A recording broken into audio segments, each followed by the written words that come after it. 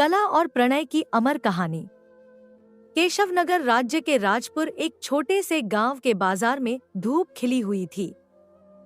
बाजार में चहल पहल थी, दुकानदार अपनी अपनी दुकानों पर बैठे हुए थे। एक नीम के पेड़ के नीचे मोहन अपनी मूर्तियों को एक चटाई पर सजाए बैठा था। उसके हाथों में मिट्टी थी, जिससे वह एक नई मूर्ति पर कार्य कर रहा था। उसके चेहरे पर एकाग्रता झलक रही थी।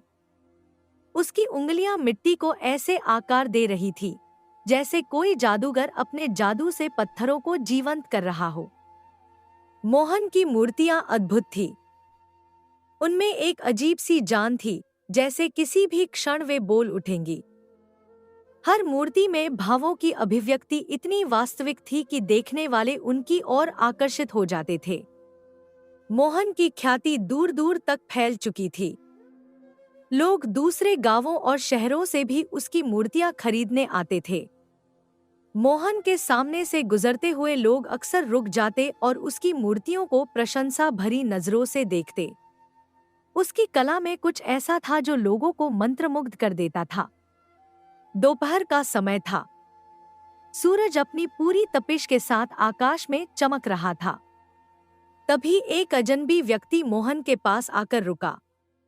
वह व्यक्ति मध्यम कद का था, उसके कपड़े साफ सुथरे थे और उसके चेहरे पर एक अजीब सी चमक थी। उसने मोहन की मूर्तियों को बड़े ध्यान से देखा और फिर मुस्कुराते हुए बोला, तुम्हारी दुकान पर रखी हुई मूर्तियां बता रही हैं कि तुम्हारा नाम ही मोहन है। मोहन आश्चर्य से उसकी ओर देखने लगा। उसके चेहरे पर एक मंद मुस्कान उभर आई। आप सही कह रहे हैं, मेरा नाम ही मोहन है। लेकिन आपने यह कैसे जाना? वह व्यक्ति मूर्तियों को ध्यान से देखता हुआ बोला, तुम्हारी मूर्तियों में जो भाव है, जो प्राण है, वह केवल किसी मोहन का ही काम हो सकता है। मैंने तुम्हारी कला के बारे में बहुत सुना है। समझ गया भैया, लगता है तुम ही वह प्रसिद्ध मूर्तिकार हो जिसके बारे में केशवनगर राज्य का हर व्यक्ति बात करता है। मोहन ने विनम्रता से उत्तर दिया, ऐसा नहीं है भैया, मैं तो बस अपना काम अच्छी तरह से करता हूँ। लोग तो बस मेरी प्रशंसा ऐसे ही करते हैं। मोहन के स्वर में न तो अहंकार था, न ही अतिशयोक्ति। वह सचमुच एक साधारण व्यक्ति की तरह अपने काम में लीन था। उसकी आंखों में कला के प्रति समर्पण की भावना साफ झलकती थी। व्यक्ति मुस्कुराया। फिर उसने मोहन के हाथों की बनाई हुई एक सुंदर मूर्ति को उठा लिया। वह मूर्ति एक नृत्य करती हुई स्त्री की थी, जिसके चेहरे पर अद्भुत भाव थे। उसके हाव भाव इतने प्राकृतिक थे कि वह मूर्ति जैसे साक्षात नृत्य करती हुई दिख रही थी। मुझे यह मूर्ति बहुत ज्यादा पसंद है, ग्राहक ने कहा। दरअसल मैं हरियाली आपू गांव का रहने वाला हूँ। हमारे गांव में जमींदार की बेटी की शादी है और मैं जमींदार को एक मूर्ति भेंट करना चाहता हूँ। इस मूर्ति के दाम कितने लोगे? मोहन ने एक पल के लिए सोचा। उसकी आंखें मूर्ति की बारीकियों पर टिकी हुई थी। फिर उसने कहा, वैसे तो यह मूर्ति मैं 200 स्वर्ण मुद्राओं में बेचना चाहता था, परंतु आप दूसरे गांव से मूर्ति खरीदने के लिए केवल मेरे ही पास आए हैं, इसलिए मैं इस मूर्ति को आपको 100 स्वर्ण मुद्रा में दे दूंगा। ग्राहक के चेहरे पर प्रसन्नता के भाव उभर आए। उसने तुरंत अपनी कमर से एक छोटी सी थैली निकाली और मोहन को पकड़ा दी। यह लीजिए 100 स्वर्ण मुद्राएं। आपकी कला सचमुच अद्वितीय है, मोहन जी। मोहन ने थैली ली और मूर्ति को सावधानी से एक कपड़े में लपेटकर ग्राहक को दे दिया। इसे संभाल कर ले जाइएगा। यह मेरी सबसे प्रिय मूर्तियों में से एक है। ग्राहक ने मूर्ति को संभाला और धन्यवाद देते हुए वहां से चला गया। मोहन अपनी बाकी मूर्तियों को संभालता रहा और सूरज ढलने तक वहीं बैठा रहा। शाम के समय जब सूरज की किरणें मंद पड़ने लगी और आकाश में नारंगी रंग छा गया, मोहन ने अपनी मूर्तियां समेटी और घर की ओर चल पड़ा। राजपुर की संकरी गलियों से होकर वह अपने छोटे से घर की ओर बढ़ने लगा। रास्ते में उसे गांव के कई लोग मिले जिन्होंने उसका अभिवादन किया। मोहन सभी से विनम्रता से मिला, उनका हाल चाल पूछा और फिर आगे बढ़ गया। अपने घर पहुंचकर मोहन ने दरवाजा खटखटाया। कुछ ही पलों में दरवाजा खुला और उसकी 20 वर्षीय बहन जानकी ने उसका स्वागत किया। जानकी सुंदर और बुद्धिमान थी। उसके चेहरे पर हमेशा एक मासूम मुस्कान रहती थी। भैया आप आ गए, आज बाजार में आपकी मूर्तियां कैसे बिकीं? जानकी ने पूछा। मोहन ने मुस्कुराते हुए कहा, आज का दिन अच्छा रहा जानकी। एक ग्राहक दूसरे गांव से आया था और उसने मेरी सबसे अच्छी मूर्ति खरीद ली। उसने अपनी कमर से थैली निकाली और जानकी को देते हुए कहा, यह लो, इन 100 स्वर्ण मुद्राओं को तिजोरी में रख देना।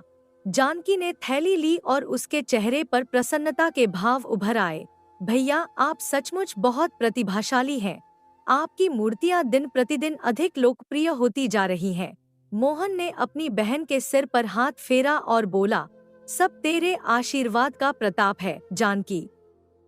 तेरे होते हुए मुझे और क्या चाहिए? जानकी 100 स्वर्ण मुद्राएं लेकर तिजोरी में रखने के लिए चली गई। मोहन अपने कमरे में गया और हाथ मुंह धोकर आराम करने लगा। दिन भर की थकान से उसका शरीर चूर हो चुका था। तभी बाहर से दस्तक की आवाज आई। मोहन उठा और दरवाजे की ओर बढ़ा। दरवाजा खोलते ही उसने देखा कि बाहर गांव का मुखिया खड़ा था। मुखिया एक वृद्ध व्यक्ति था जिसके बाल और दाढ़ी सफेद हो चुके थे। उसकी आंखों में अनुभव की गहराई थी। अरे मुखिया जी, आप अभी शाम के समय? सब कुछ ठीक तो है? मोहन ने चिंतित होकर पूछा। मुखिया ने मुस्कुराते हुए कहा, हाँ मोहन, तुम्हारी पूछताछ से सब कुशल मंगल है। यहाँ से गुजर रहा था तो सोचा तुमसे मिलता चलूं। बहुत अच्छा किया आपने मुखिया जी। अंदर आइए। मोहन ने मुखिया को अंदर आने का इशारा किया। मुखिया अंदर आया और एक चारपाई पर बैठ गया। जानकी ने उनके लिए जल लाया, जिसे पीने के बाद मुखिया ने मोहन की ओर देखकर कहा, मोहन, तुम्हारी प्रसिद्धि दिन ब दिन बढ़ती जा रही है। तुम्हें शायद अंदाजा भी नहीं है कि कुछ दिनों पहले मैं किशनगढ़ राज्य गया था और वहां भी तुम्हारी मूर्तियों के किस्से चल रहे थे। मैं तो आश्चर्य में पड़ गया, लेकिन आश्चर्य के साथ साथ मुझे बहुत प्रसन्नता भी हुई, क्योंकि तुम्हारी वजह से इस गांव का नाम भी प्रसिद्ध हो रहा है। मोहन विनम्रतापूर्वक मुस्कुराया। आपके आशीर्वाद से ही यह संभव हो पाया है मुखिया जी। तभी वहां पर मोहन की बहन जानकी आ पहुंची और मुस्कुराते हुए मुखिया की ओर देखकर बोली, मेरे भैया मूर्ति बनाते ही इतनी अच्छी है कि कोई भी उन मूर्तियों की तारीफ किए बगैर नहीं रहता। भैया के हाथों में कोई जादू है। मुखिया ने हामी भरते हुए कहा, तुम सही कहती हो जानकी। अब वो दिन दूर नहीं जब मोहन की मूर्ति बनाने के चर्चे महल तक पहुंचेंगे। इतना बोलकर मुखिया ने मोहन की ओर देखा और उसका चेहरा अचानक गंभीर हो गया। लेकिन अब तुम्हें सावधान रहना होगा मोहन, उसने धीमे स्वर में कहा। मोहन की भौहें सिकुड़ गईं। सावधान? किससे मुखिया जी? मुखिया ने इधर उधर देखा जैसे कोई उनकी बात सुन न ले, फिर धीमे स्वर में बोला, हमारे ही गांव में रहने वाले बिरजू मूर्तिकार से। मोहन के चेहरे पर आश्चर्य के भाव उभरे। बिरजू से? लेकिन क्यों? मोहन, तुम नहीं जानते कि बिरजू तुमसे अंदर ही अंदर कितना जलता है। सच तो यह है कि उसके हाथों की बनाई हुई मूर्तियां कोई नहीं खरीदता और न ही कोई उसकी कारीगरी की प्रशंसा करता है। वह दिन रात तुम्हारी बुराई करता रहता है, लोगों को तुम्हारे खिलाफ भड़काता है। मोहन ने गहरी सांस ली और बोला, बिरजू को मुझसे जलना नहीं चाहिए मुखिया जी। यह सच है कि उसके हाथों की बनाई मूर्तियां कम बिकती हैं, लेकिन उतना ही सच यह भी है कि बिरजू एक कुशल कारीगर है और वह अच्छी मूर्तियां बनाता है। उसे थोड़ा और अभ्यास की आवश्यकता है बस। मुखिया ने अपना सिर हिलाया। तुम्हारा हृदय बहुत विशाल है मोहन, लेकिन जिस तरह से बिरजू तुम्हें क्रोध भरी निगाहों से देखता है, मुझे डर है कि कहीं वह तुम्हारे खिलाफ कोई षड्यंत्र न रच दे। इसलिए तुम सावधान रहना। मैं केवल यही बताने के लिए तुम्हारे यहाँ आया था। मोहन ने विनम्रता से मुखिया को धन्यवाद दिया। आपकी चिंता के लिए आभारी हूँ, मुखिया जी। मैं सावधान रहूंगा। इतना बोलकर मुखिया वहां से चला गया। जानकी, जो अब तक चुपचाप खड़ी थी, मोहन के पास आई और बोली, भैया, मुखिया जी ठीक कहते हैं। बिरजू आपसे बहुत जलता है। आपको सचमुच सावधान रहना चाहिए। मोहन ने अपनी बहन को आश्वस्त करते हुए कहा, चिंता मत करो जानकी। सच्चाई और ईमानदारी से किया गया काम कभी व्यर्थ नहीं जाता। बिरजू जैसे लोग हमेशा होंगे जो दूसरों की सफलता से जलते रहेंगे। हमें अपना काम ईमानदारी से करते रहना चाहिए, बस। उसके बाद दोनों भाई बहन ने भोजन किया और सोने चले गए। मोहन ने सोने से पहले अपनी आंखें बंद की और अगले दिन की योजना बनाने लगा। उसके मन में एक नई मूर्ति बनाने का विचार आया था, जिसमें वह प्रकृति और मानव के संबंध को दर्शाना चाहता था। अगली सुबह सूरज की पहली किरणों के साथ ही मोहन उठ गया। उसने अपना नित्य कर्म किया और फिर अपनी मूर्तियां लेकर गांव के बाजार की ओर चल पड़ा।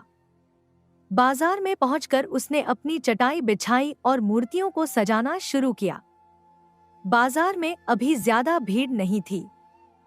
कुछ दुकानदार अपनी दुकानें खोल रहे थे, कुछ लोग सब्जियां और फल खरीदने आए थे।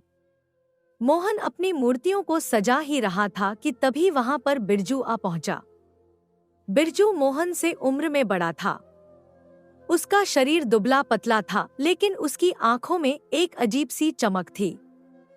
उसके चेहरे पर हमेशा एक कुटिल मुस्कान रहती थी। वह भी एक मूर्तिकार था, लेकिन उसकी मूर्तियां मोहन की मूर्तियों जैसी लोकप्रिय नहीं थी। बिरजू मोहन की ओर देखकर बोला, कैसे हो मोहन? मोहन ने बिरजू को देखा और विनम्रता से उत्तर दिया, मैं तो ठीक हूँ बिरजू। तुम बताओ, तुम कैसे हो? बिरजू ने एक कटु हंसी हंसते हुए कहा, तुम्हारे होते हुए मैं कैसा हो सकता हूँ मोहन? जब तक तुम्हारी किस्मत के सितारे बुलंद हैं, तब तक मेरी किस्मत के सितारे गर्दिश में ही रहेंगे। मोहन ने गहरी सांस ली। उसे बिरजू की ईर्ष्या का एहसास था, लेकिन वह उसे नजरअंदाज करना चाहता था। देखो बिरजू, मैं जानता हूँ कि तुम एक कुशल कारीगर हो और बहुत मेहनत से मूर्तियां बनाकर तैयार करते हो, और तुम्हारी इतनी मेहनत करने के बावजूद भी तुम्हारी मूर्तियां नहीं बिकती। परंतु विश्वास रखो, मैं हमेशा तुम्हारे लिए प्रार्थना करता हूँ, और मुझे विश्वास है कि तुम्हारी मूर्तियां भी एक दिन मेरी मूर्तियों से ज्यादा बिकेंगी। बिरजू के चेहरे पर क्रोध के भाव उभर आए। यह सब कहने और सुनने की बात है मोहन।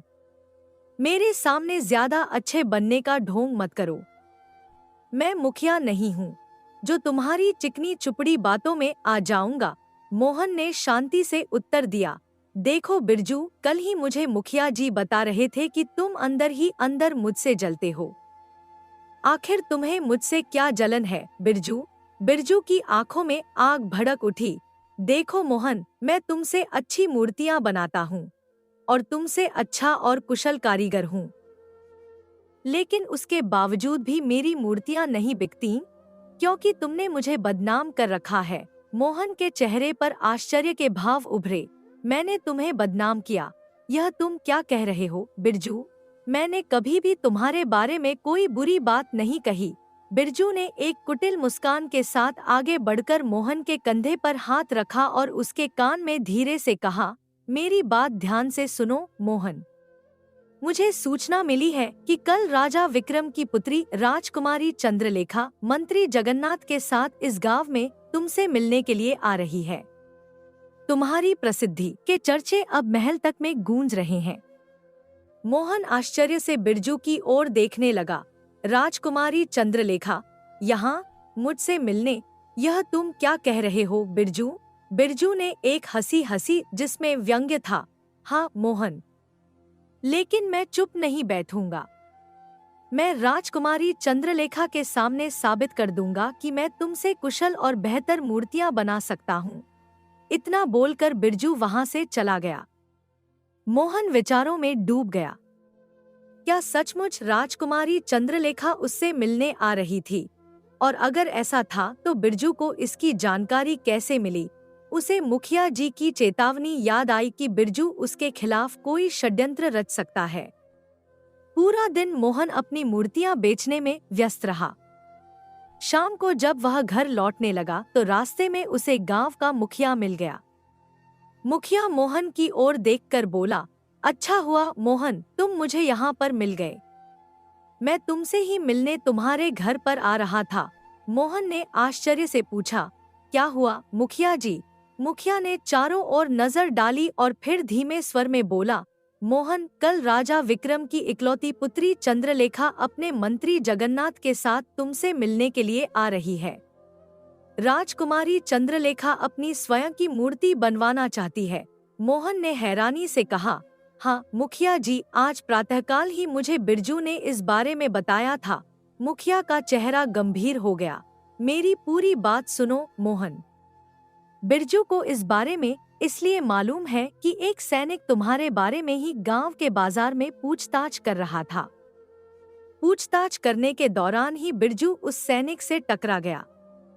बिरजू ने उस सैनिक से खुद को तुमसे बेहतर मूर्ति का कारीगर बताया और तुम्हारे बारे में काफी कुछ झूठ भी बोला। मोहन ने चिंतित होकर पूछा, और उस सैनिक ने क्या किया? बिरजू की बात सुनकर सैनिक बिरजू से यह कहकर गया कि वह राजकुमारी चंद्रलेखा को तुम्हारे साथ साथ बिरजू के बारे में भी बताएगा और राजकुमारी चंद्रलेखा को इस बात के लिए मनाएगा कि वह तुम्हारे और बिरजू के बीच एक प्रतियोगिता रखे। प्रतियोगिता? मोहन ने हैरानी से पूछा। हाँ, मतलब तुम्हें और बिरजू को राजकुमारी चंद्रलेखा की मूर्ति बनानी होगी और जिसके हाथ की भी मूर्ति राजकुमारी चंद्रलेखा को पसंद आएगी, राजकुमारी चंद्रलेखा उसे इतनी ढेर स्वर्ण मुद्राएं देगी कि उसके साथ नस्लों को काम करने की आवश्यकता नहीं पड़ेगी। मुखिया की बात सुनकर मोहन गहरी सोच में डूब गया। अब उसे समझ में आया कि बिरजू ने उसे राजकुमारी के आने के बारे में क्यों बताया था। समझ गया मुखिया जी, मोहन ने कहा। इसलिए बिरजू आज मुझसे कह रहा था कि वह राजकुमारी चंद्रलेखा के सामने साबित कर देगा कि वह मुझसे बेहतर मूर्ति बनाने का कारीगर है। मोहन ने एक गहरी सांस ली और फिर आत्मविश्वास से कहा, मुखिया जी, मुझे इस बिरजू से कोई डर नहीं और न ही मैं बिरजू से अच्छा मूर्ति बनाने का कारीगर होने का दावा करता हूँ। मैं कल भी यही कहता था और आज भी यही कहता हूँ कि मैं बस अपना काम मेहनत और ईमानदारी से करता हूँ। बस इससे अधिक मैं और कुछ नहीं कह सकता। मोहन की बात सुनकर मुखिया मुस्कुराया। तुम्हारा दिल बहुत साफ है मोहन। मुझे लगता है राजकुमारी चंद्रलेखा सुबह तक यहाँ आ जाएगी। यहाँ आने के बाद वह सबसे पहले मुझसे ही मिलेगी। मैं राजकुमारी चंद्रलेखा और उनके मंत्री को सुबह तुम्हारे घर पर लेकर आ जाऊंगा। इतना कहकर मुखिया वहां से चला गया और मोहन अपने घर लौट आया। घर पहुंचकर उसने जानकी को सारी बात बताई। जानकी भी आश्चर्यचकित थी। राजकुमारी चंद्रलेखा यहाँ?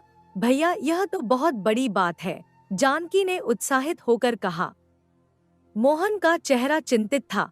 हाँ, लेकिन साथ ही एक समस्या भी है। बिरजू भी राजकुमारी के सामने अपनी कला का प्रदर्शन करेगा और उसने सैनिक से मेरे बारे में झूठ बोला है। जानकी मोहन को गहरी चिंता में डूबे हुए देखकर उससे बोली, क्या हुआ भैया? आज आपके चेहरे पर यह चिंता की लकीरें क्यों झलक रही हैं? मोहन ने अपनी बहन को सारी घटना बताते हुए कहा, कल राजकुमारी चंद्रलेखा अपने मंत्री के साथ हमारे घर पर आएंगी और बिरजू ने न जाने क्या क्या झूठ बोला है मेरे बारे में। जानकी ने अपने भाई का हाथ थामते हुए कहा, चिंता मत कीजिए भैया, चिंता तो बिरजू को करने की आवश्यकता है। मुझे पूरा विश्वास है कि बिरजू आपसे अधिक सुंदर राजकुमारी चंद्रलेखा की मूर्ति नहीं बना पाएगा। अपनी बहन की बात सुनकर मोहन मुस्कुराया। उसने जानकी से कहा, तू हमेशा मुझे हौसला देती है जानकी, तेरे होते हुए मुझे किसी चीज का डर नहीं है। इसके बाद दोनों भाई बहन ने भोजन किया और सोने चले गए। मोहन ने सोने से पहले कल की तैयारी के बारे में सोचा। उसे अपनी सर्वश्रेष्ठ मूर्ति बनानी थी जो राजकुमारी चंद्रलेखा को पसंद आए। अगली सुबह सूरज की पहली किरणों के साथ ही मोहन उठ गया। उसने स्नान किया, पूजा की और फिर अपने कार्य की तैयारी में जुट गया। वह जानता था कि आज का दिन उसके जीवन के लिए बहुत महत्वपूर्ण है। जानकी भी जल्दी उठ गई और घर को साफ सुथरा करने में लग गई। वह चाहती थी कि जब राजकुमारी चंद्रलेखा आए तो सब कुछ व्यवस्थित हो। सुबह के 9 बजे के आसपास मोहन अपने घर के बाहर बैठा हुआ था और अपने औजारों को तैयार कर रहा था। उसकी बहन जानकी अंदर से भोजन तैयार कर रही थी। अचानक मोहन के घर की कुंडी जोर जोर से खटखटाने की आवाज आई। मोहन तुरंत उठा और दरवाजे की ओर बढ़ा। दरवाजा खोलते ही मोहन ने देखा कि उसके सामने मुखिया राजकुमारी चंद्रलेखा और मंत्री जगन्नाथ खड़े थे। राजकुमारी चंद्रलेखा सुंदर थी, लेकिन उसके चेहरे पर एक अजीब सा अभिमान था। उसकी आंखें किसी को भी अपना मुरीद बना सकती थी, लेकिन उनमें एक अजीब सी शीतलता भी थी। मोहन ने विनम्रता से उन सभी का अभिवादन किया। आपका स्वागत है राजकुमारी चंद्रलेखा, मंत्री जगन्नाथ और मुखिया जी। मेरा साधारण सा घर आपके आगमन से धन्य हो गया है। राजकुमारी चंद्रलेखा ने मोहन को अपनी तीक्ष्ण नजरों से देखा। तो तुम ही हो मोहन, वह विख्यात कुशल मूर्तिकार जिसकी प्रशंसा राज्य में घूमते हुए महल तक जा पहुंची है। मोहन ने विनम्रता से सिर झुकाते हुए कहा, प्रशंसा के लिए आपका बहुत बहुत धन्यवाद राजकुमारी।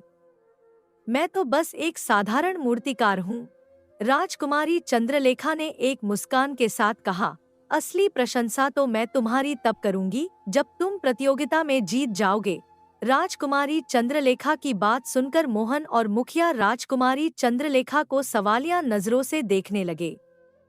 वे जानते थे कि प्रतियोगिता होगी, लेकिन राजकुमारी ने ऐसे कहा जैसे यह सब पहले से ही तय था। राजकुमारी उन दोनों की ओर देखकर बोली, मैं जानती हूँ तुम्हारे मन में यही प्रश्न चल रहा होगा कि किस बात की प्रतियोगिता।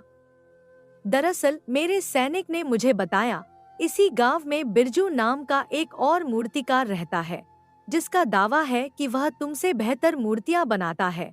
राजकुमारी चंद्रलेखा ने इतना कहा ही था कि तभी वहां पर बिरजू भी आ पहुंचा। बिरजू के चेहरे पर एक कुटिल मुस्कान थी। उसने राजकुमारी चंद्रलेखा को देखकर विनम्रता से अभिवादन किया। राजकुमारी चंद्रलेखा बिरजू को देखकर बोली, क्या तुम तैयार हो? बिरजू ने आत्मविश्वास से कहा, हाँ राजकुमारी, मैं तैयार हूँ। राजकुमारी चंद्रलेखा ने मंत्री जगन्नाथ की ओर देखकर कहा, मंत्री जी, हम सभी को गांव के बगीचे में ले चलिए। वहाँ ये दोनों मूर्तिकार मेरी मूर्ति बनाएंगे और जिसकी मूर्ति मुझे सबसे अच्छी लगेगी उसे मैं राजकीय पुरस्कार दूंगी। कुछ ही देर में मोहन, बिरजू, मुखिया, राजकुमारी चंद्रलेखा, मंत्री जगन्नाथ और 2 सैनिक एक बगीचे में खड़े हुए थे। बगीचा सुंदर था, हरियाली से भरा हुआ। बीच में एक विशाल वृक्ष था जिसके नीचे राजकुमारी चंद्रलेखा बैठ गई।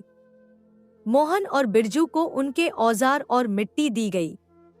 दोनों ने अपना अपना स्थान चुना और राजकुमारी चंद्रलेखा को देखते हुए उसकी मूर्ति बनाने में मग्न हो गए। मोहन ने पूरी एकाग्रता से राजकुमारी चंद्रलेखा को देखा। उसने उसके चेहरे के हर भाव को अपने मन में उतारा और फिर मिट्टी को आकार देने लगा। उसकी उंगलियां मिट्टी पर नृत्य करने लगी और धीरे धीरे मिट्टी आकार लेने लगी। बिरजू भी पूरी मेहनत से राजकुमारी चंद्रलेखा की मूर्ति बना रहा था। उसके चेहरे पर पसीने की बूंदें चमक रही थी और उसकी आंखों में प्रतिस्पर्धा की आग थी। दोनों मूर्तिकार घंटों तक मूर्ति बनाने में मग्न रहे। सूरज आकाश में ऊपर चढ़ता गया और फिर धीरे धीरे ढलने लगा। आखिरकार दोनों ने अपनी अपनी मूर्तियां पूरी कर ली। राजकुमारी चंद्रलेखा मंत्री जगन्नाथ के साथ धीरे धीरे कदमों से दोनों मूर्तियों के पास चली। पहले वह बिरजू की मूर्ति के पास गई। बिरजू की बनाई हुई मूर्ति राजकुमारी चंद्रलेखा की एक सटीक प्रतिकृति थी। हर विवरण, हर भाव को बिरजू ने बड़ी बारीकी से उकेरा था। राजकुमारी चंद्रलेखा बिरजू के हाथ की बनी हुई मूर्ति को देखकर प्रसन्न होती हुई बिरजू से बोली, तुमने तो बिल्कुल हूबहू मेरी ही जैसी दिखने वाली मूर्ति तैयार कर दी है। ऐसा लगता है जैसे कि मैं आईने में अपना ही अक्स देख रही हूँ। राजकुमारी के मुंह से अपनी प्रशंसा सुनकर बिरजू का मन गदगद हो उठा। उसके चेहरे पर विजय का भाव था। बिरजू के हाथ की बनाई हुई मूर्ति को देखने के बाद राजकुमारी चंद्रलेखा मोहन की बनाई हुई मूर्ति की ओर देखने लगी। लेकिन जैसे ही राजकुमारी चंद्रलेखा की नजर मोहन की बनाई हुई मूर्ति पर पड़ी, राजकुमारी चंद्रलेखा की आंखें आश्चर्य से फटी की फटी रह गईं। उसके चेहरे पर क्रोध झलकने लगा।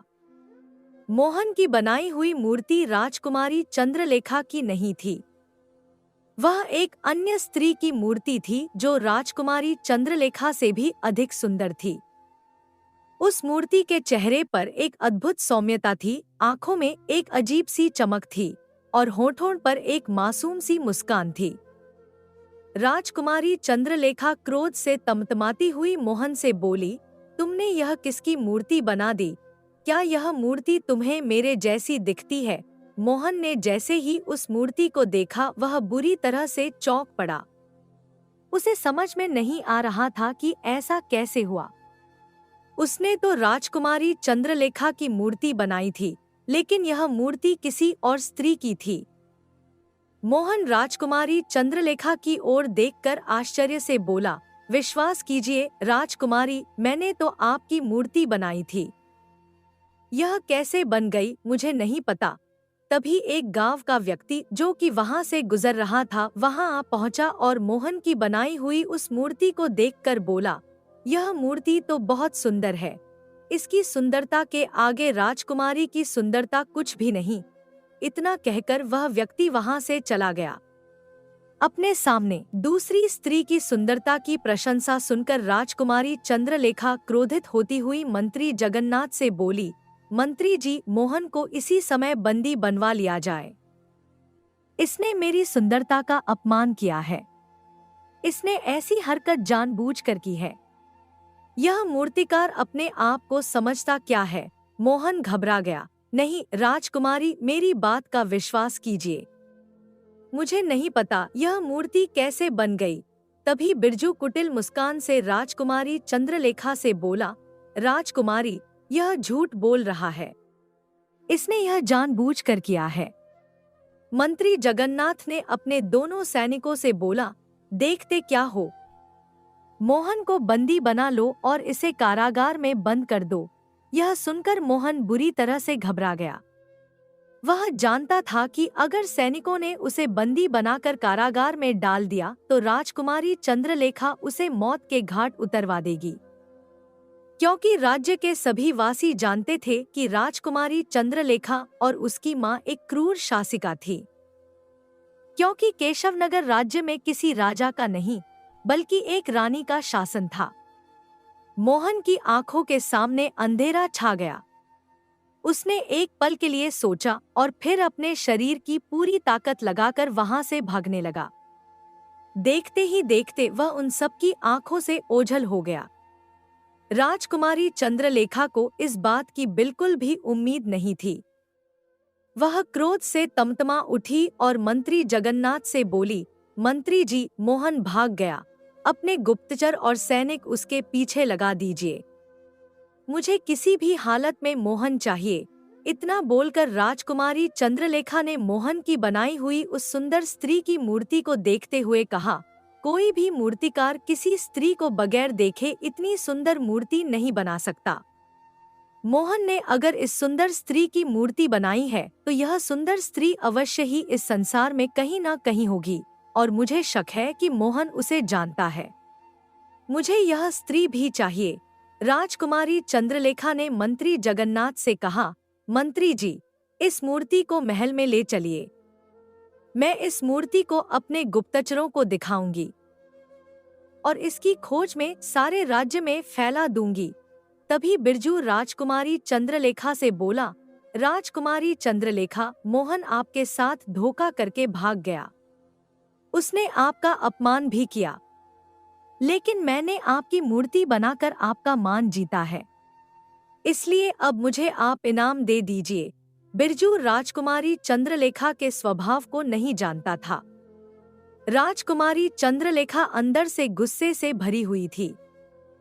राजकुमारी चंद्रलेखा गुस्से से अपने दोनों सैनिकों से बोली, बिरजू को उसका इनाम दे दो। राजकुमारी चंद्रलेखा का आदेश सुनकर एक सैनिक ने तुरंत अपनी तलवार निकाल ली और बिरजू की गर्दन पर वार कर दिया। बिरजू चिल्लाता हुआ जमीन पर गिरकर ढेर हो गया। राजकुमारी चंद्रलेखा मंत्री जगन्नाथ मोहन की बनाई हुई मूर्ति को लेकर महल की ओर रवाना हो गए। मुखिया बिरजू की लाश को देखकर अफसोस भरे स्वर में बोला, तुम वास्तव में मूर्ख थे बिरजू, जो स्थिति को समझ ही नहीं पाए। आखिर तुम्हें क्या जरूरत थी इनाम मांगने की? वैसे भी जो किसी के लिए बुरा सोचता है उसके साथ बुरा ही होता है। इधर मोहन घने जंगल की ओर लगातार भागे जा रहा था। भागते भागते मोहन के पांव जवाब दे चुके थे, उसका गला प्यास से सूखा जा रहा था। तभी उसकी नजर एक तालाब पर पड़ी। मोहन दौड़ता हुआ उस तालाब के पास जाकर तालाब का पानी पीने लगा। पानी पीने के बाद मोहन कुछ देर तक जंगल में इधर उधर देखता रहा और अपने आप से बोला, मैं तो बुरी तरह से फंस गया। आखिर मुझे समझ नहीं आ रहा कि वह मूर्ति मेरे हाथों से कैसे बन गई। मैं तो राजकुमारी चंद्रलेखा की मूर्ति बना रहा था। अब अगर मैं गांव वापस गया तो मारा जाऊंगा, लेकिन मेरी बहन जानकी भी घर पर अकेली होगी। कहीं ऐसा न हो कि राजकुमारी चंद्रलेखा अपना गुस्सा कहीं मेरी बहन पर न उतार दे। नहीं नहीं, मुझे अपनी बहन को बचाना होगा। लेकिन कैसे? इतना बोलकर मोहन फिर से गहरी सोच में डूब गया। उसके माथे पर चिंता की लकीरें साफ दिखाई दे रही थी। वह सोच रहा था कि क्या किया जाए। कुछ देर बाद वह अपने आप से बोला, एक काम करता हूँ, मैं रात के समय मुखिया जी के घर पर जाऊंगा और अपनी बहन को मुखिया के घर पर ही बुलवाकर इस राज्य को हमेशा के लिए छोड़कर भाग जाऊंगा। मोहन ने इतना कहा ही था कि तभी उसके कानों में एक भारी आवाज टकराई। वीर पुरुष कभी भागा नहीं करते, वह कठिन परिस्थितियों का सामना किया करते हैं। मोहन ने चौंक कर पीछे मुड़कर देखा। उसके पीछे एक साधु खड़े थे जो उसे देखकर मुस्कुरा रहे थे। उस घने जंगल में साधु को देखकर मोहन और भी हैरान हो गया। कौन है आप? मोहन ने पूछा। साधु ने शांत स्वर में उत्तर दिया, मैं एक साधु हूँ जो 10 वर्षों से इस जंगल में अपना जीवन व्यतीत कर रहा हूँ। लेकिन तुम्हें देखकर मुझे अब ऐसा लगता है कि मेरा वनवास समाप्त होने को आ गया है। मोहन की भौहें सिकुड़ गईं। यह क्या कह रहे हैं आप? मैं आपकी बात का मतलब नहीं समझ पा रहा हूँ। कैसा वनवास? साधु गहरी नजरों से मोहन को देखने लगे, जैसे उसके अंदर तक देख रहे हों। तुम्हारा चेहरा मुझे किसी की याद दिलाता है। क्या तुम मूर्तियां बनाते हो? यह सुनकर मोहन पूरी तरह से चौंक पड़ा। हाँ साधु महाराज, मैं एक मूर्तिकार हूँ। मेरा नाम मोहन है। लेकिन आप कैसे जानते हैं? साधु ने रहस्यमय ढंग से मुस्कुराते हुए कहा, मैं तुम्हें बहुत लंबे समय से जानता हूँ मोहन, मगर अफसोस तुम अपने आप को अभी तक जान नहीं पाए। अच्छा यह बताओ, तुम इतने घबराए हुए क्यों हो? साधु की बात सुनकर मोहन को लगा कि वह इस अजनबी साधु पर विश्वास कर सकता है। उसने साधु को सारी घटना बताते हुए कहा, पता नहीं साधु महाराज, मैंने मूर्ति राजकुमारी चंद्रलेखा की बनाई थी, लेकिन न जाने कैसे वो किसी दूसरी स्त्री की मूर्ति बन गई जो कि राजकुमारी चंद्रलेखा से बहुत सुंदर थी। और उस मूर्ति को देखकर न जाने क्यों मुझे ऐसा लगने लगा जैसे मैं उस मूर्ति जैसी दिखने वाली स्त्री को जानता हूँ, जैसे मेरा उससे जन्म जन्म का कोई रिश्ता हो। मोहन की बात सुनकर साधु रहस्यमय अंदाज में मोहन से बोले, वो मूर्ति तुम्हारे हाथ से बननी ही थी मोहन, क्योंकि तुम्हारी यही नियति थी। समय आ गया है रहस्य से पर्दा उठाने का, चलो मेरे साथ। मोहन ने हैरानी से पूछा, कहाँ? यहीं पास में मेरी कुटिया है। तुम बिल्कुल सही समय पर यहाँ आए हो। आज की रात अमावस्या की रात है। कुछ ही देर में सारा रहस्य तुम्हारे सामने खुलकर आ जाएगा। मोहन साधु के साथ उसकी कुटिया में पहुंच गया। कुटिया में पहुंचकर साधु हाथ में एक कलश में जल लेकर मोहन को पकड़ाते हुए बोले, इस जल को पी लो। जैसे ही तुम इस जल को पियोगे तुम्हें सब कुछ याद आ जाएगा। मोहन ने संदेह और जिज्ञासा के मिश्रित भाव से साधु को देखा। उसे समझ नहीं आ रहा था कि क्या करे, लेकिन फिर उसने साधु के हाथ से कलश ले लिया और जल को पीने लगा। जल को पीते ही मोहन का सिर बुरी तरह से चकराने लगा और कुछ ही क्षणों में उसके सामने दृश्य घूमने लगे। मोहन ने अपनी आंखें बंद कर लीं। उसके मस्तिष्क में अजीब अजीब दृश्य घूमने लगे। एक महल, एक सुंदर स्त्री, एक प्रेम कहानी और फिर एक हत्या का दृश्य। कुछ देर बाद मोहन अपनी आंखें खोलते हुए साधु से बोला, मुझे सब कुछ याद आ गया है साधु महाराज। मैं जान गया हूँ कि मैं कौन हूँ और वह सुंदर स्त्री कौन है जिसकी मूर्ति मेरे हाथों से बन गई। साधु ने गंभीरता से कहा, तो फिर समय आ गया है मोहन। तुम मेरे साथ अभी और इसी समय राजमहल में चलोगे। इतना बोलकर साधु ने अपने हाथ ऊपर उठाए और एक अजीब मंत्र का उच्चारण करने लगे। उनके हाथ तेजी से घूमने लगे और अचानक वहां एक गोल आकार का द्वार प्रकट हो गया जो रंग बिरंगी किरणों से चमक रहा था।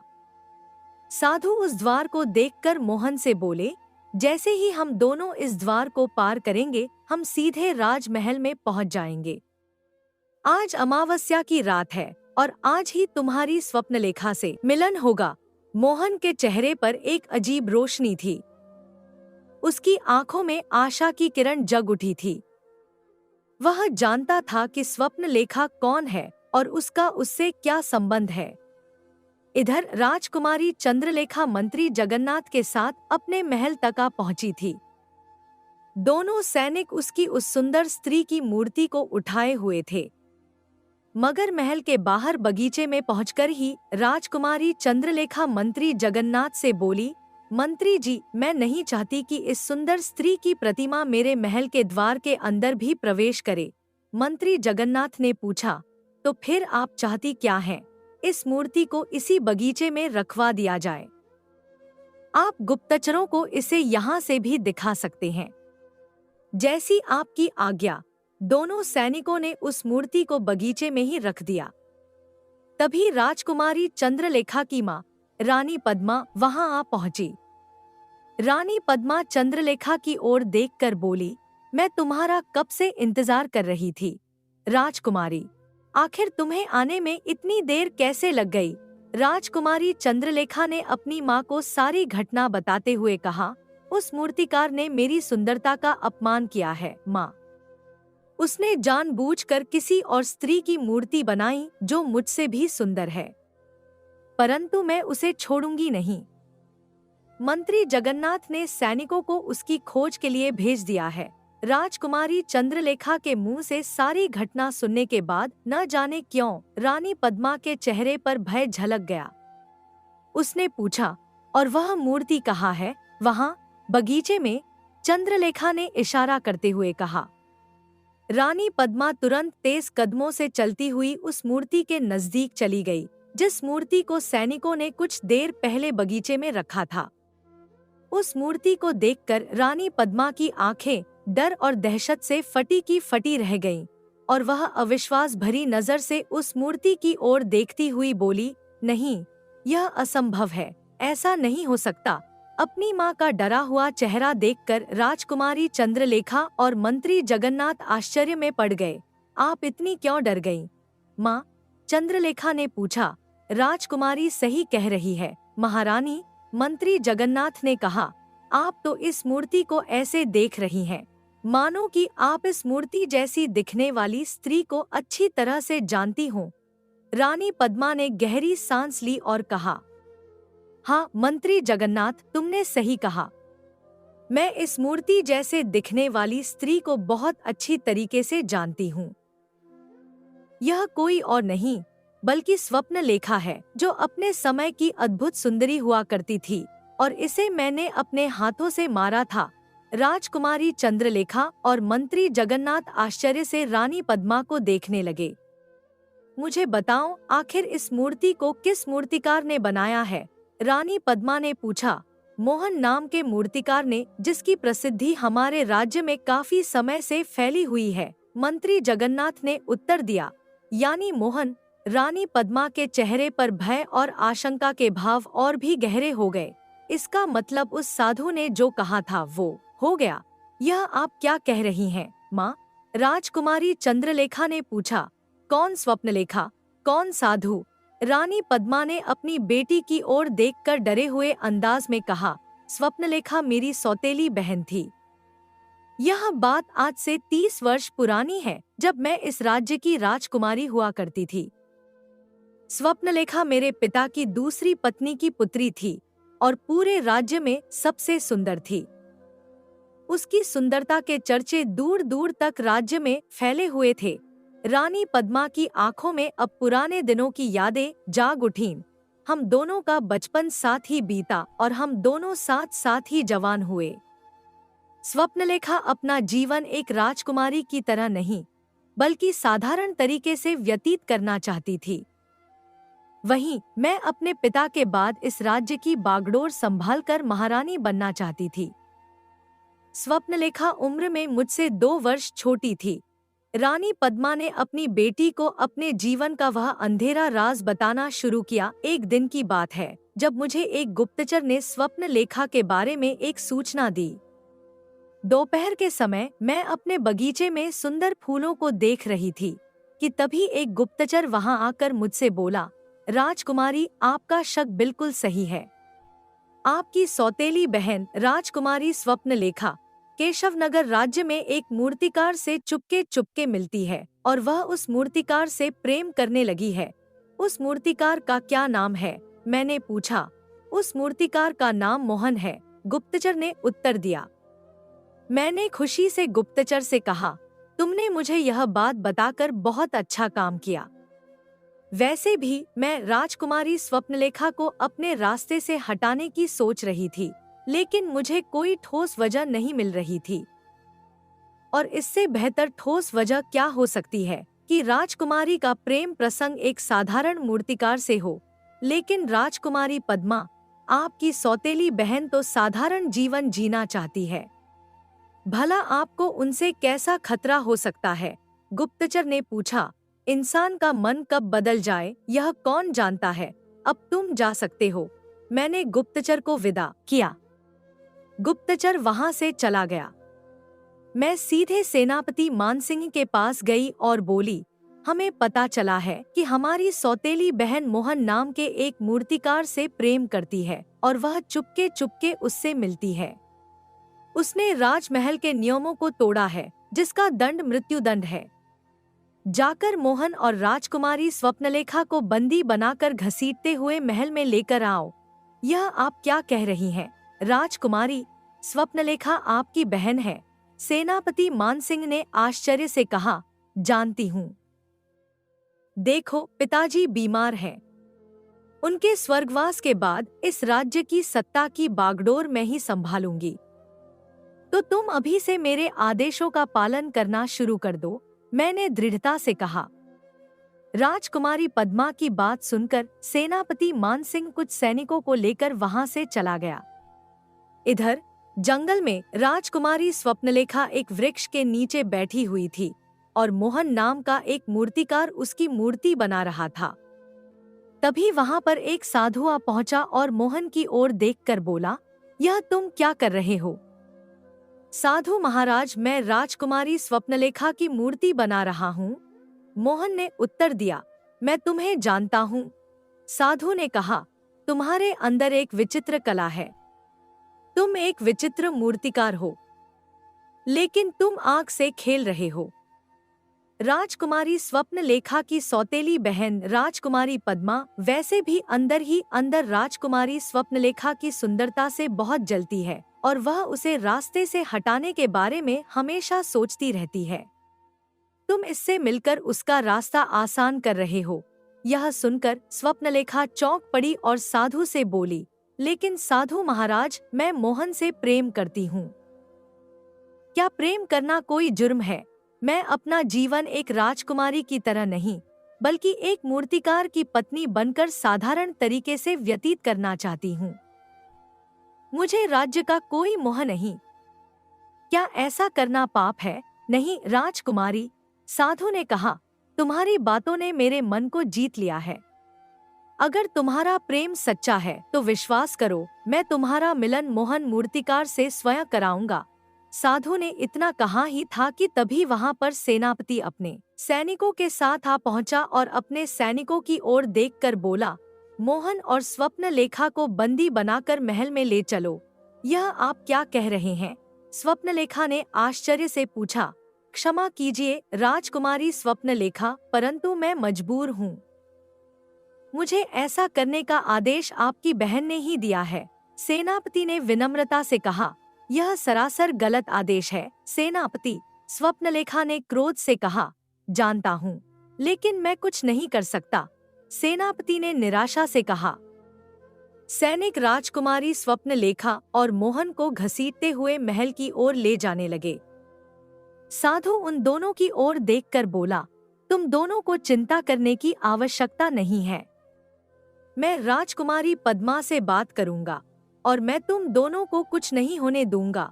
कुछ ही देर में स्वप्नलेखा और मोहन बंदी बने हुए राजकुमारी पद्मा के सामने खड़े हुए थे।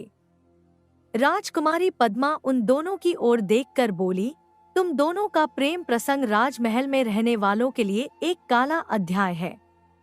तुम दोनों को मरना होगा। ऐसा मत करो पद्मा। स्वप्नलेखा ने अपनी बहन से विनती की, मैं मोहन से प्रेम करती हूँ, जानती हूँ, लेकिन इस जन्म में तुम्हारा प्रेम सफल नहीं होगा। इतना बोलकर राजकुमारी पद्मा ने सैनिकों की ओर इशारा कर दिया। एक सैनिक ने तुरंत अपनी तलवार निकाली और राजकुमारी स्वप्नलेखा की ओर बढ़ा। मोहन ने स्वप्नलेखा को बचाने का प्रयास किया, लेकिन दूसरे सैनिकों ने उसे पकड़ लिया। तलवार का प्रहार करते ही स्वप्नलेखा की चीख गूंज उठी और वह लहूलुहान होकर जमीन पर गिर पड़ी। स्वप्नलेखा, मोहन चिल्लाया, उसकी आंखों में आंसू और क्रोध की अग्नि थी। वह सैनिकों से छूटने की कोशिश कर रहा था। तुम्हारी बारी अब है मूर्तिकार, पद्मा ने ठंडे स्वर में कहा। उसी सैनिक ने मोहन के गले पर भी तलवार का वार कर दिया। मोहन भी तड़पता हुआ स्वप्नलेखा के पास जमीन पर गिर गया। उसके हाथ अभी भी स्वप्नलेखा की ओर बने हुए थे, मानो अंतिम क्षणों में भी वह उसे छूना चाहता हो। तभी वहां पर साधु आ पहुंचा। मोहन और स्वप्नलेखा की लाशों को देखकर वह क्रोधित अवस्था में पद्मा की ओर देखने लगा।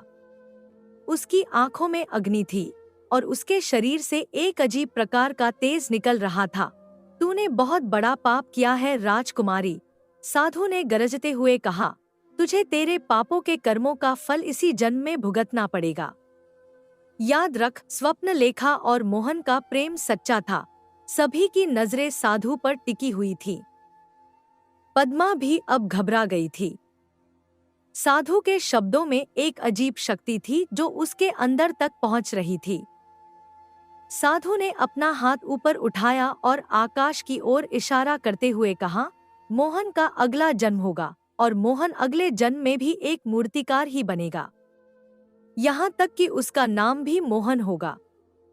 जिस दिन मोहन स्वप्नलेखा की मूर्ति बनाने में कामयाब हो जाएगा, उस दिन तेरा और तेरे वंश का अंतिम दिन होगा। क्योंकि जिस दिन मोहन मूर्ति बनाने में कामयाब होगा, वो अमावस्या की रात होगी। मोहन उस मूर्ति को जैसे ही स्पर्श करेगा, वह मूर्ति स्वप्नलेखा में परिवर्तित हो जाएगी और स्वप्नलेखा के हाथों से ही तेरे वंश का अंत होगा और मोहन और स्वप्नलेखा का मिलन होगा। साधु के ये शब्द आकाश में गूंज उठे, मानो देवता भी उसके शाप का साक्षी बन रहे हों। पद्मा के चेहरे से रंग उड़ गया और वह भय से कांपने लगी। सैनिक भी स्तब्ध खड़े थे, उनके हाथों से तलवारें छूट गई थी। साधु ने एक अंतिम बार मोहन और स्वप्नलेखा की लाशों को देखा और फिर वहां से चला गया। लेकिन उसके शब्द पद्मा के कानों में गूंजते रहे, जैसे कोई अभिशाप जो उसका पीछा नहीं छोड़ेगा। रानी पद्मा की बात सुनकर चंद्रलेखा और मंत्री जगन्नाथ दोनों बुरी तरह से चौंक पड़े। उन्हें अब समझ में आया कि क्यों रानी पद्मा इतनी डरी हुई थी। वह साधु का शाप सच होने वाला था। अगले ही पल वहां पर एक गोल द्वार प्रकट हुआ जो रंग बिरंगी किरणों से चमक रहा था। उस द्वार में से मोहन और साधु निकलकर बाहर आ गए। साधु को देखकर रानी पद्मा चीखते हुए बोली, यह वही साधु है। साधु ने मोहन से कहा, मोहन, इस मूर्ति को तुरंत स्पर्श करो। आज अमावस्या की रात है। ऐसा होते ही स्वप्न लेखा जीवित हो उठेगी।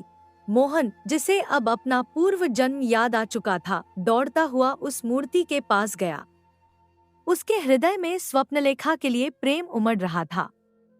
जैसे ही उसने मूर्ति को स्पर्श किया, अद्भुत घटना घटी। मूर्ति से रंग बिरंगी किरणें निकलने लगी और धीरे धीरे वह मूर्ति एक जीवित स्त्री में परिवर्तित होने लगी। पलकें फड़की, सांसें चली और अचानक स्वप्नलेखा जीवित हो उठी। वह मोहन की ओर प्रेम भरी नजरों से देखने लगी। तो आखिरकार तुमने दूसरा जन्म ले ही लिया, स्वप्नलेखा मुस्कुराते हुए बोली। उसकी आंखों में प्रेम और करुणा का अद्भुत मिश्रण था। हाँ स्वप्नलेखा, मोहन ने उसका हाथ थामते हुए कहा, अब हमें कोई अलग नहीं कर सकता। तभी साधु स्वप्नलेखा की ओर देखकर बोला, स्वप्नलेखा, तुम्हारे अंदर अब अद्भुत शक्तियां हैं। तुम अपने मन में जो सोचोगी वही होगा। तुम्हें अपनी सौतेली बहन और उसके वंश को खत्म करना होगा। तुम्हारी सौतेली बहन पद्मा का पति पहले ही इस संसार को छोड़कर जा चुका है। इसकी केवल एक ही पुत्री है, चंद्रलेखा, जो कि अपनी मां के नक्शेकदम पर ही चल रही है। साधु ने इतना कहा ही था कि स्वप्नलेखा ने क्रोधित नजरों से चंद्रलेखा और रानी पद्मा को देखना शुरू किया। उसकी आंखों में अब आग थी जो इंतकाम की प्यास से भड़क रही थी। तुमने मेरा और मोहन का जीवन नष्ट किया, स्वप्नलेखा ने कहा। उसकी आवाज में अब एक अलौकिक गूंज थी। तुमने हमारा प्रेम कुचला, हमारा खून बहाया और अब तुम अपनी बेटी के साथ फिर वही क्रूरता दिखा रही हो। आज तुम्हारे पापों का दंड मिलेगा। स्वप्नलेखा ने अपना हाथ उठाया और उसकी उंगलियों से अग्निवर्षा होने लगी। पद्मा और चंद्रलेखा डर से चिल्लाईं, लेकिन बचने का कोई रास्ता नहीं था। अगले ही पल दोनों उस आग की चपेट में आकर जलकर राख हो गईं। मंत्री जगन्नाथ इस अद्भुत दृश्य को देखकर स्तब्ध था।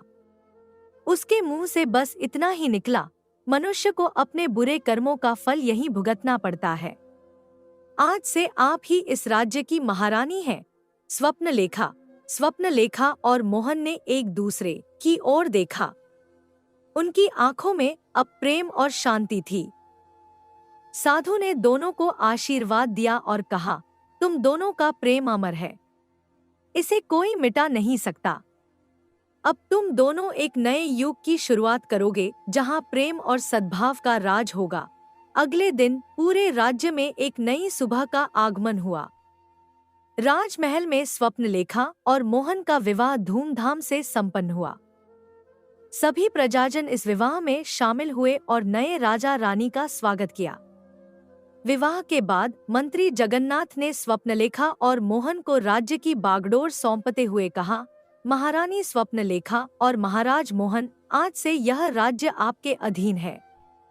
आप दोनों के नेतृत्व में यह राज्य निश्चित रूप से समृद्धि और खुशहाली की नई ऊंचाइयों को छुएगा।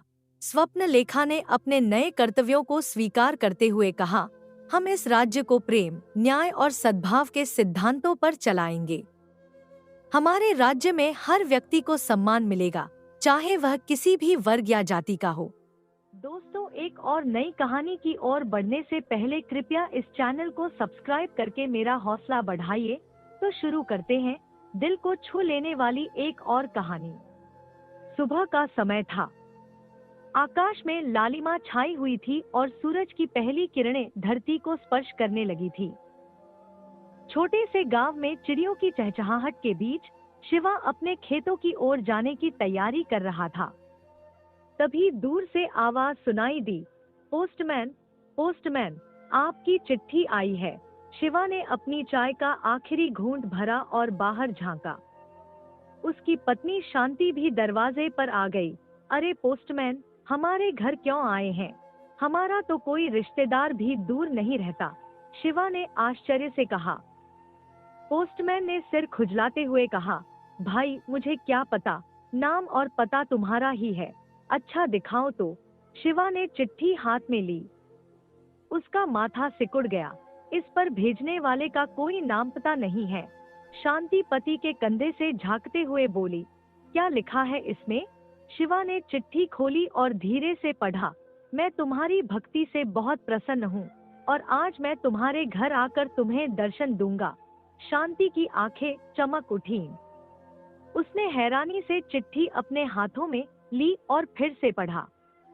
उसके चेहरे पर एक अलौकिक आभा छा गई। सुना आपने? उसकी आवाज में हल्का कंपन था। यह चिट्ठी मेरे भगवान ने भेजी है, वे आज हमारे घर आने वाले हैं। शिवा ने गहरी सांस ली और अपना माथा पकड़ लिया। अरे शांति, तुम भी न दिन रात मंदिर में दीप जलाती रहती हो, भजन कीर्तन करती रहती हो, और अब भगवान आएंगे घर पर। भला ऐसा कभी हुआ है कि भगवान किसी के घर आए हों? भगवान कभी किसी के घर नहीं आते क्योंकि उन्हें कोई सच्चे मन से नहीं बुलाता, शांति ने दृढ़ता से कहा। उसकी आंखों में चमक थी। लेकिन आज वे आएंगे, मेरा विश्वास कहता है। शिवा ने उसके कंधे पर हाथ रखा। उसकी आंखों में चिंता थी। तुम बहुत भोली हो शांति।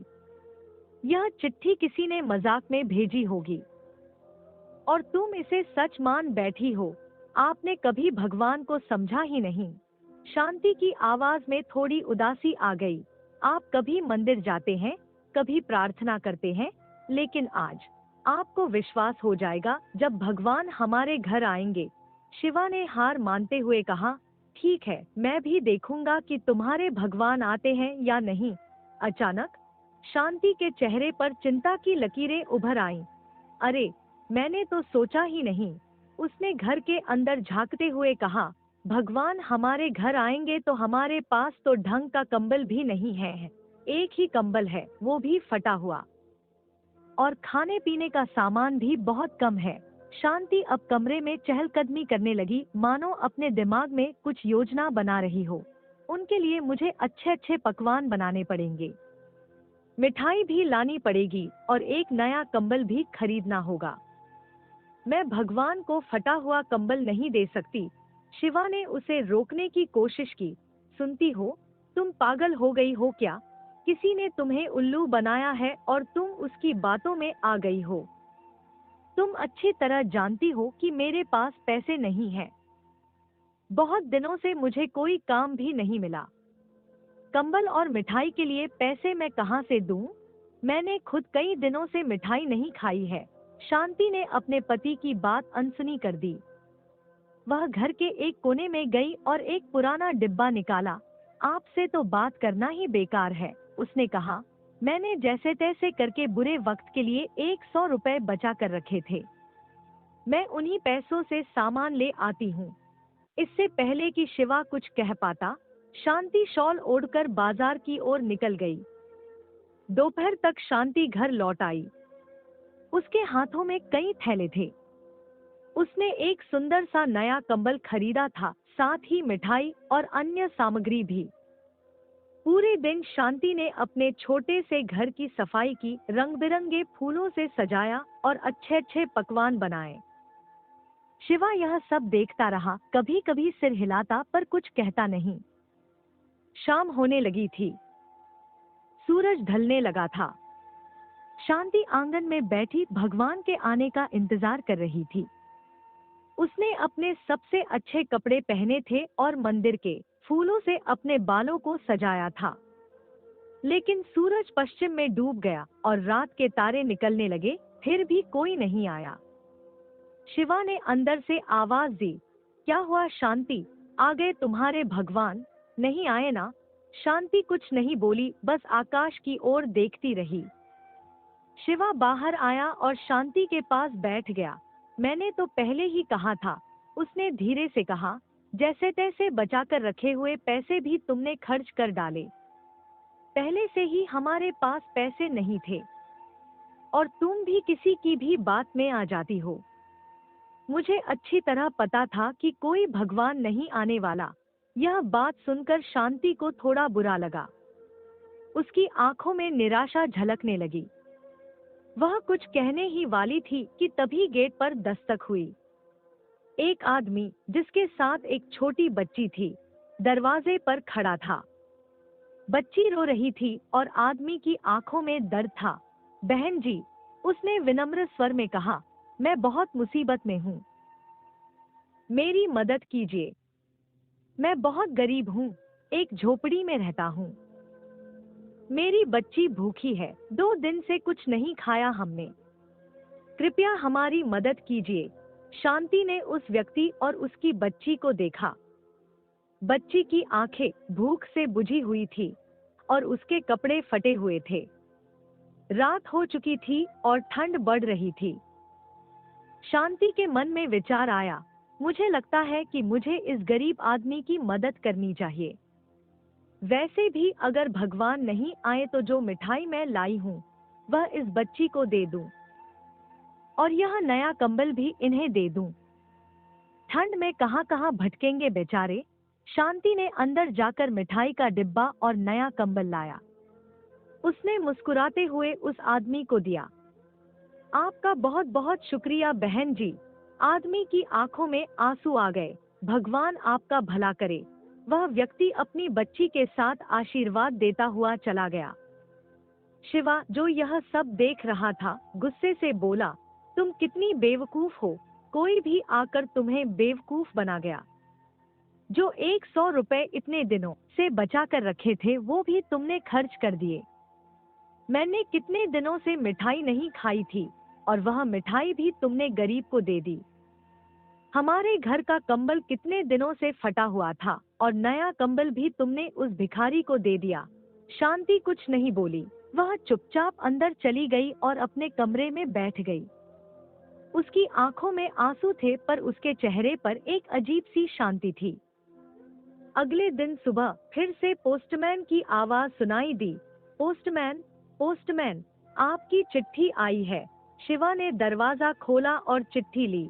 अब यह क्या नया नाटक है, उसने फुसफुसाते हुए कहा।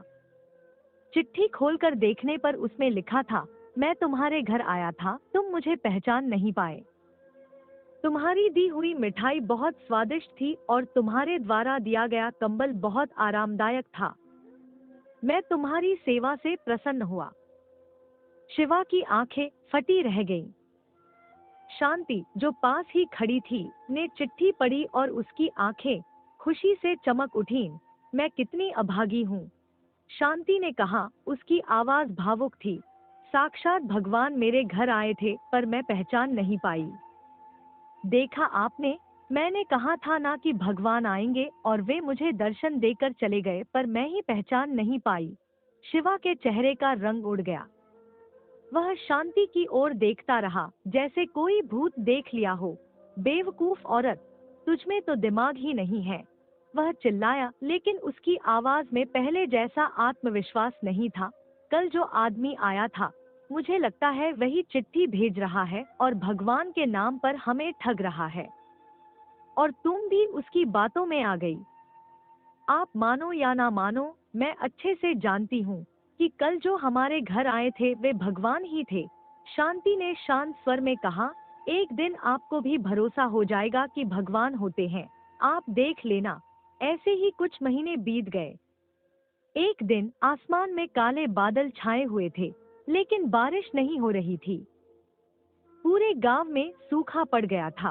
किसानों की फसलें बर्बाद हो गई थी और शिवा का खेत भी इससे अछूता नहीं था।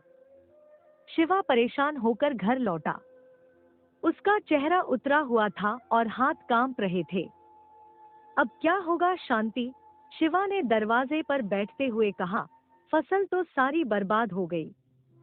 हमारे पास जो भी पैसा था वह हमने खेत में लगा दिया था।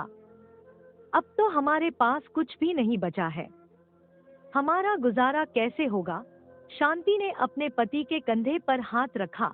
मेरी बात मानिए तो जमींदार से कुछ पैसे ब्याज पर ले लेते हैं। हमारे पास इसके अलावा कोई रास्ता नहीं है। शिवा ने तुरंत इस विचार को नकार दिया। तुम अच्छी तरह जानती हो शांति, मैंने आज तक कभी किसी से कर्ज नहीं लिया। जो भी किया है अपने दम पर किया है। जमींदार के पास पैसे लेने नहीं जाऊंगा। हाँ जानती हूँ, शांति ने धीरे से कहा, लेकिन हमें अब जरूरत आ पड़ी है। हमारे पास इसके अलावा कोई रास्ता नहीं है। आपको जमींदार से पैसे उधार लेने ही होंगे। घर में कुछ राशन नहीं बचा है। अगर आप जमींदार से पैसे नहीं मांगेंगे तो हमें भूखे मरने की नौबत आ जाएगी। शिवा ने गहरी सांस ली। वह जानता था कि शांति सही कह रही है। ठीक है शांति, तुम कहती हो तो मैं जमींदार से बात करके आता हूँ। जमींदार का महल गांव के दूसरे छोर पर था। शिवा ने पूरे रास्ते अपने मन को समझाया कि यह सिर्फ अस्थायी है, वह जल्द ही कर्ज चुका देगा।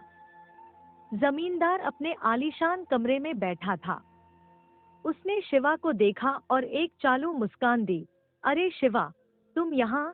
जमींदार की आवाज में अजीब सी खुशी थी। क्या बात है, किस विशेष अवसर पर आना हुआ है? शिवा ने अपनी टोपी हाथों में लेते हुए कहा।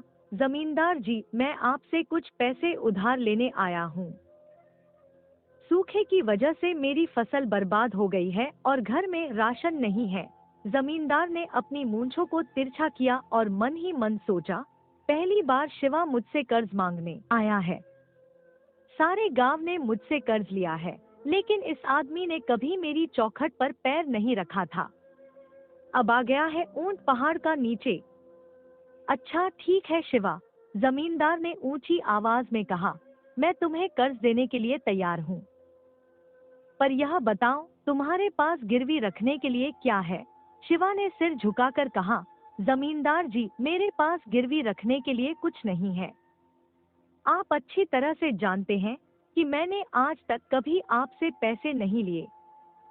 पहली बार ही आपसे कर्ज मांगने आया हूँ। मेरा भरोसा कीजिए, मैं समय पर आपका कर्ज लौटा दूंगा। जमींदार की आंखें संकीर्ण हो गईं। मैं कभी किसी पर भरोसा नहीं करता। बिना गिरवी रखे मैं किसी को पैसे नहीं देता, चाहे वह कोई भी हो। तुम्हें मेरे पास कुछ ना कुछ चीज गिरवी रखनी पड़ेगी, तभी मैं तुम्हें पैसे दूंगा। अगर तुम्हारे पास गिरवी रखने के लिए कुछ हो तो बोलो। शिवा के पास एक ही चीज थी जो उसके लिए सबसे कीमती थी, उसका खेत। वह एक पल के लिए हिचकिचाया, फिर फैसला किया। ठीक है जमींदार जी, उसने कहा, अगर आपको मुझ पर भरोसा नहीं है तो अपना खेत भी आपके पास गिरवी रखता हूँ, और जितना जल्दी हो सके उतना जल्दी मैं आपका कर्ज लौटा दूंगा। जमींदार के होठों पर एक संतुष्ट मुस्कान आ गई। यह हुई ना बात। अच्छा ठीक है, मैं तुम्हें पैसे दे देता हूँ। शिवा ने मिले पैसों से फिर से अपने खेत में बीज बोए। इस बार मौसम ने साथ दिया और अच्छी बारिश हुई। शिवा की फसल लहलहा उठी और यह गांव में सबसे अच्छी फसलों में से एक थी। फसल काटने के बाद शिवा ने अपनी उपज बेची और जल्द ही उसने जमींदार को देने के लिए सभी पैसे जमा कर लिए। वह एक दिन जमींदार के पास गया और कहा, लीजिए जमींदार जी, आपसे जो कर्ज लिया था उसे लौटाने आया हूँ। अब आपका और मेरा हिसाब खत्म हो गया। जमींदार ने पैसे गिने और हैरानी से शिवा को देखा। वह इतनी जल्दी पैसे लौटाने की उम्मीद नहीं कर रहा था। शिवा ने पैसे रखे और वापस अपने घर की ओर चल दिया। उसके जाने के बाद एक और किसान की पत्नी आई और उसने भी अपना कर्ज चुका दिया। जमींदार अपने कमरे में अकेला बैठा अपने विचारों में डूबा हुआ था। इस शिवा ने तो बहुत जल्दी मेरे पैसे लौटा दिए, जमींदार ने सोचा। मैंने तो सोचा था कि यह मेरा दिया हुआ कर्ज नहीं लौटा पाएगा और मुझे अच्छे खासे ब्याज की रकम मिल जाएगी, लेकिन यह तो बड़ी जल्दी पैसे लेकर आ गया, और यह औरत भी जल्दी पैसे देकर चली गई। कुछ करना पड़ेगा। इसी तरह अगर जल्दी पैसे लौटाने आएंगे तो मेरा धंधा चौपट हो जाएगा। कुछ देर सोचने के बाद उसके दिमाग में एक शैतानी विचार आया। उसने अपनी डायरी को देखा और मुस्कुराया। शिवा ने मुझे पैसे लौटा दिए हैं, वह खुद से बोला, लेकिन इसका तो कोई सबूत ही नहीं है। इसका मतलब मैं शिवा से और भी पैसे निकाल सकता हूँ। और जब शिवा यहाँ आया था तब यहाँ उसके और मेरे अलावा कोई था भी नहीं। यह अच्छी तरकीब है शिवा से और पैसे निकालने की। एक हफ्ते बाद जमींदार ने अपने एक आदमी को शिवा के घर भेजा।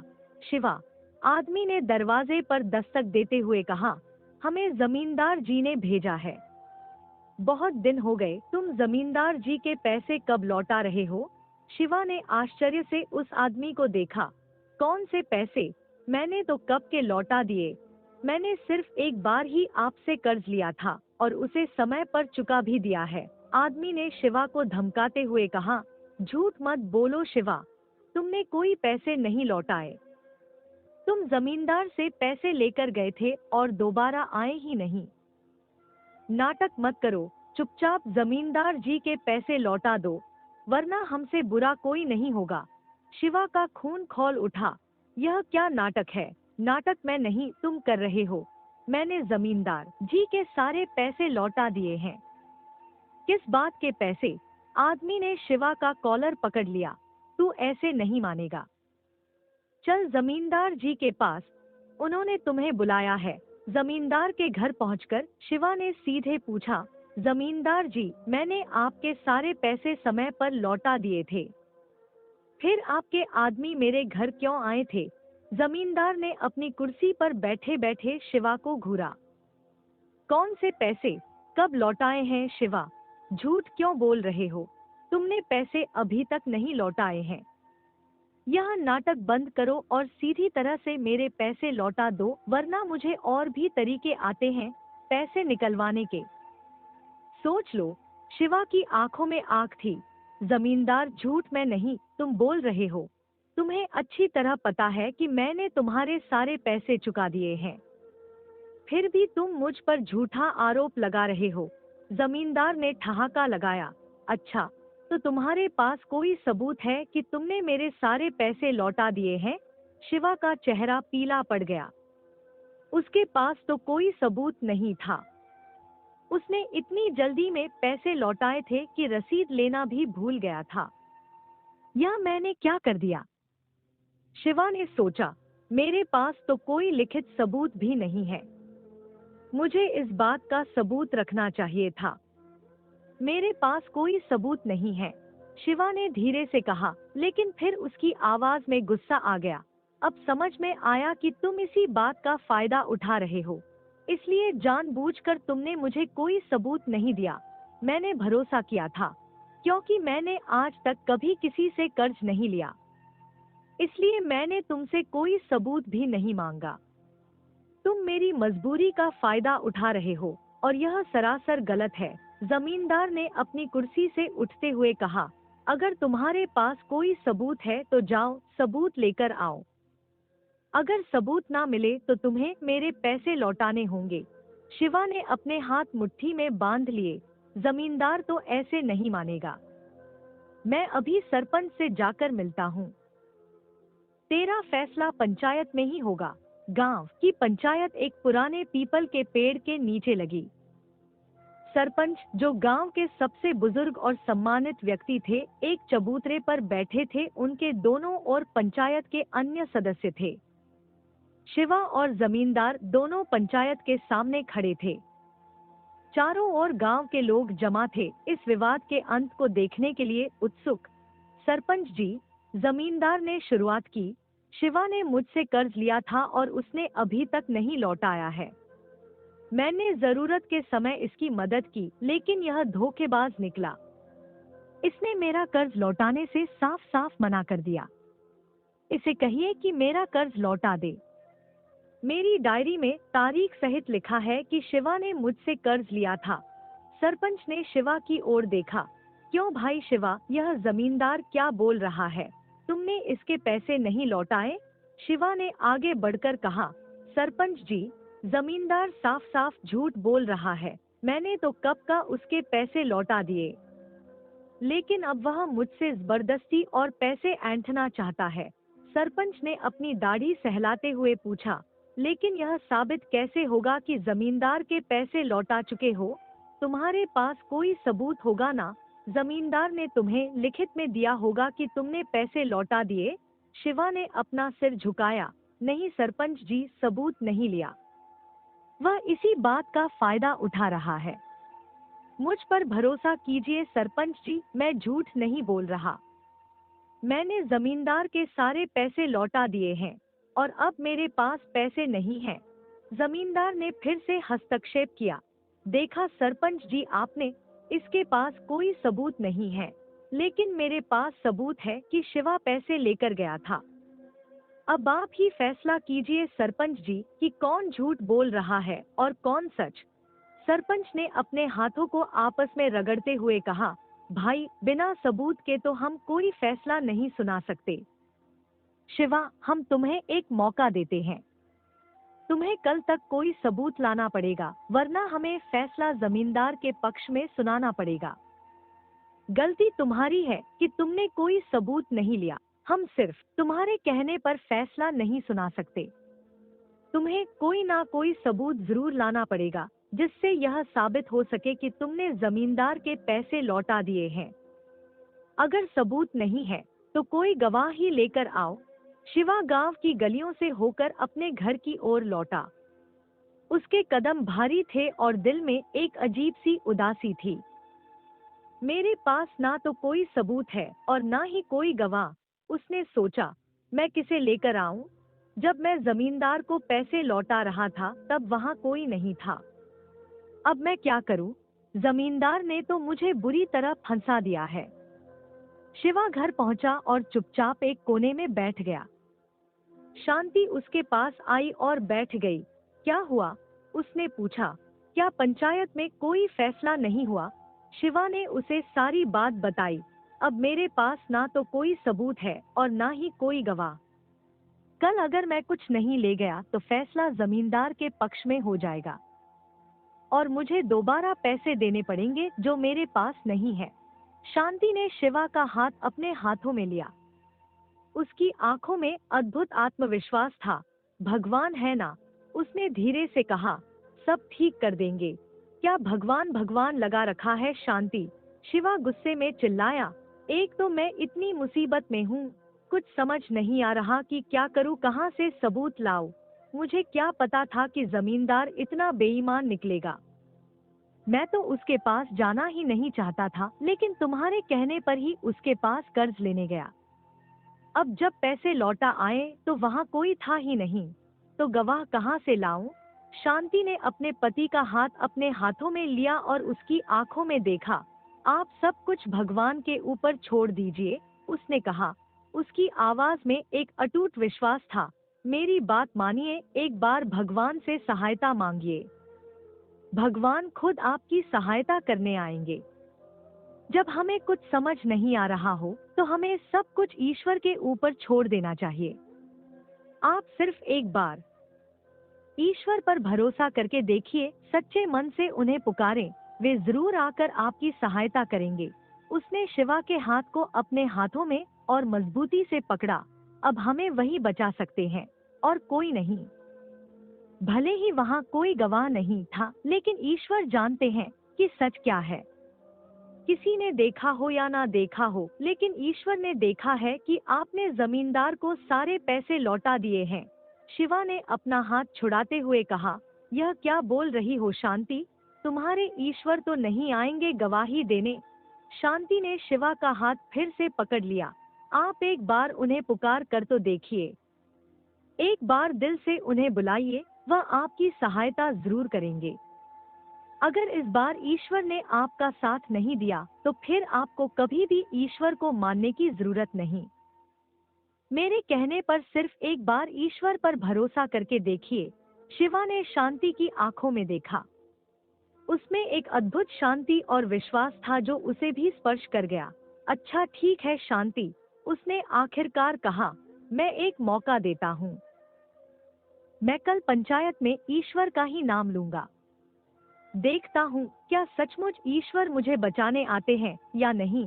शांति ने अपने पति के माथे पर हाथ फेरा। मेरा मन कहता है कि ईश्वर हमारी सहायता जरूर करेंगे। हमने कभी किसी का कुछ नहीं बिगाड़ा, कभी किसी के साथ बुरा नहीं किया, तो ईश्वर हमारे साथ भी बुरा नहीं होने देंगे। वे हमारी सहायता जरूर करेंगे। ईश्वर के रहते हमारे साथ अन्याय नहीं होगा। सत्य की ही जीत होगी, आप देख लेना। अगले दिन पूरा गांव फिर से पंचायत में इकट्ठा हुआ। सरपंच ने शिवा से पूछा, तो शिवा कोई सबूत लाए हो या फिर कोई गवाह जो यह साबित कर सके कि तुमने जमींदार के पैसे लौटा दिए हैं? शिवा ने आगे बढ़कर कहा, हाँ सरपंच जी, मेरे पास गवाह है। जब मैं जमींदार को पैसे लौटा रहा था, तब वहाँ किशन मौजूद थे। उन्होंने सब कुछ देखा है। जमींदार ने अचानक सिर उठाया, यह किस किशन की बात कर रहा है? हमारे गांव में तो किशन नाम का कोई आदमी नहीं है। लगता है यह पागल हो चुका है, जो मन में आया वह बोले जा रहा है। सरपंच ने शिवा की ओर देखा, उनकी आंखों में संदेह था। अच्छा ठीक है, जैसा कि तुम कह रहे हो कि किशन ने सब कुछ देखा है, गवाही देने के लिए कहाँ है वह? उसे क्यों नहीं लाए? अगर किशन गवाही देगा तभी हम कुछ समझ पाएंगे। शिवा ने धीरे से कहा, मैंने उन्हें बुलाया है, वे आते ही होंगे। आप थोड़ी देर इंतजार कर लीजिए। शिवा मन ही मन प्रार्थना करने लगा, हे भगवान, आज मेरी इज्जत आपके हाथ में है। अगर आप हो तो आप अच्छी तरह जानते हो कि मैंने कोई गलत काम नहीं किया। मुझे फंसाया जा रहा है। अगर आपका अस्तित्व सचमुच इस दुनिया में है तो आज मेरी जीत होगी और जमींदार की हार। मेरी इज्जत अब आपके भरोसे है। मैंने आज तक कभी तुम पर भरोसा नहीं किया, लेकिन अगर आज तुमने मेरा साथ नहीं दिया तो मैं जीवन में कभी तुम पर विश्वास नहीं करूंगा। मेरी लाज रख लेना प्रभु। कुछ देर तक सभी इंतजार करते रहे, लेकिन कोई नहीं आया। जमींदार ने अपनी मूंछें ऐंठते हुए हंसना शुरू कर दिया। सरपंच जी, उसने खिलखिलाकर कहा, यह बेकार में समय गवा रहा है। कोई किशन नाम का आदमी नहीं है और ना ही कोई गवाही देने आने वाला है। यह झूठ बोल रहा है और आपको गुमराह करने की कोशिश कर रहा है। आप इसकी बात ना मानकर अपना फैसला सुनाइए। सरपंच ने अपनी दाढ़ी सहलाई और कहा, शायद जमींदार ठीक कह रहा है। बहुत समय हो गया, अब हम ज्यादा इंतजार नहीं कर सकते। अब हमें फैसला सुनाना पड़ेगा। तभी अचानक पंचायत के बीच से एक आवाज आई, रुकिए सरपंच जी। सभी ने मुड़कर देखा। एक नौजवान आदमी, जिसे पहले कभी किसी ने गांव में नहीं देखा था, उनकी ओर बढ़ रहा था। उसके चेहरे पर एक अजीब सी चमक थी और उसकी आंखें आसमान की तरह नीली थी। मेरा नाम किशन है, उसने कहा। उसकी आवाज में अजीब सा आकर्षण था। और मैं ही शिवा का दोस्त हूँ। जमींदार का चेहरा पीला पड़ गया। यह आदमी कौन है? उसने चिल्लाकर कहा, यह तो तब वहाँ था भी नहीं।